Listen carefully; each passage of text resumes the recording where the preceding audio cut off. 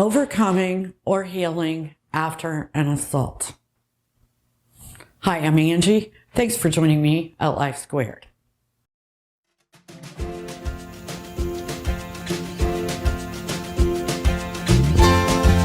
Welcome to Life Squared, brought to you by the Perfectly Imperfect Network, from imperfect folk everywhere.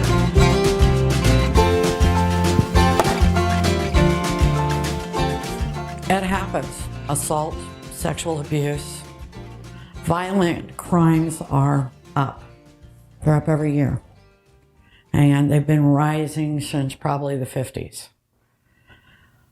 But how do you live after it happens to you? And we're going to talk a little bit about that. And one of the main reasons why I want to do this is because 33% of the victims of assault at least attempt suicide. And I also want to make the point to people that have been victims of assault, 37% of family members don't react like you believe they should. Why? Because they feel victimized. Not in the same way you. This causes problems. This causes problems for decades. If you don't take some steps to make it better. Should this have ever happened to you? No, it shouldn't have. Number one, get a therapist. In the 5 years after my assault, I had 4 therapists, 3 men, 1 woman. I can't say that the woman or the men were any better than the other. I'm very happy that I had both because it was very difficult. I did make the mistake after therapy that I was healed. And I think I was okay.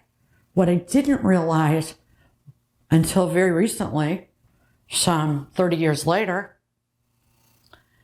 that my family was not all okay. I wish I would have realized that sooner.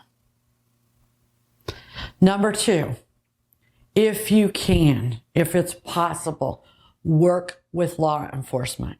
In the beginning, I chose not to.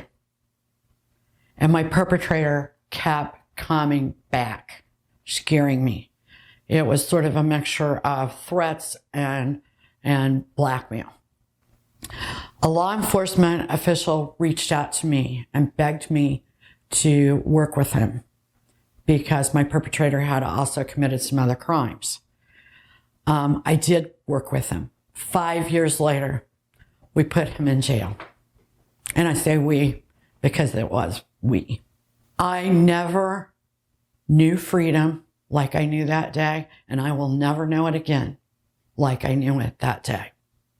I felt free. He served, I believe it was about 5 years, got out, violated his parole within 60 days, and went back for another 7 or 8 years, and then was moved to another state. I will tell you, every step of the way, the prosecutor's office took care of me and made sure I knew exactly what was going on. Number 3, after this happens, and when you're trying to heal, confide in someone trustworthy. Again, if you're having trouble finding someone trustworthy, then really, work with your therapist. Maybe even get a therapist and a life coach. Even if you have to hire it, it's okay. It really is. Number 4, work on eliminating the physical memories. Now, a lot of therapists will work on that with you because your body remembers. I mean, it still comes up, and I'm working on it, but someone touches my leg right there, and I just go ballistic. And everybody thinks it's funny. Even I laugh, but it's not. It's a memory that is attached to my body from my assault. Somatic training can help heal that. We're going to do some videos on that here. Watch for them. They should start in about a month.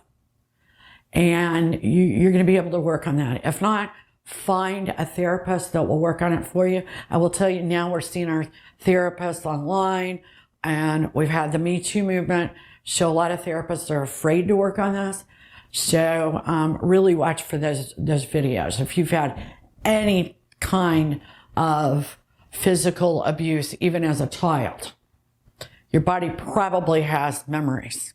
Number 5, survivors have feelings of shame, guilt, which usually equals or plays out in PTSD, eating disorders, substance abuse, and anxiety. I have very serious PTSD. Most of the time, it's completely under control. Number 6, I urge you to begin to tear down the walls that keep you from having relationships. Start hugging and touching other people. They're not your perpetrators. It takes a long time to do that.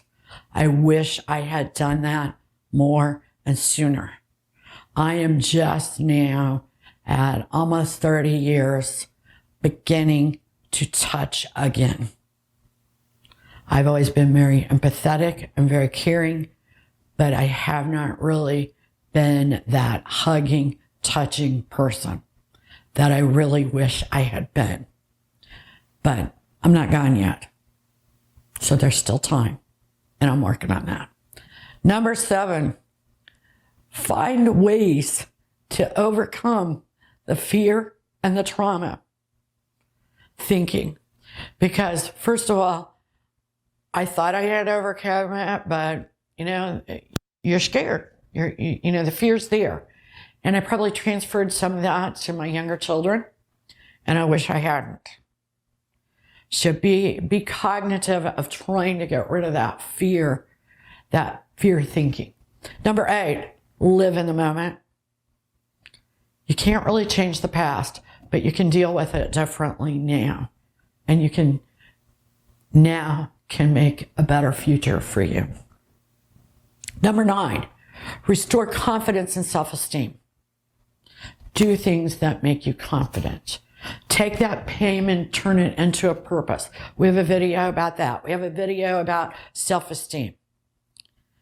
If you need to work with a life coach or a therapist, please don't think there's a stigma attached to that, because there's not.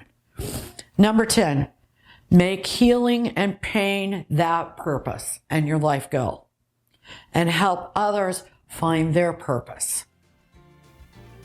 Be safe, and God bless. And thanks for joining me here at Life Squared. We really appreciate you joining us today at Life Squared on the Perfectly Imperfect Network. To get more content, please consider subscribing. If you have any questions or feedback, we'd love to hear from you in the comments section. Thanks for watching.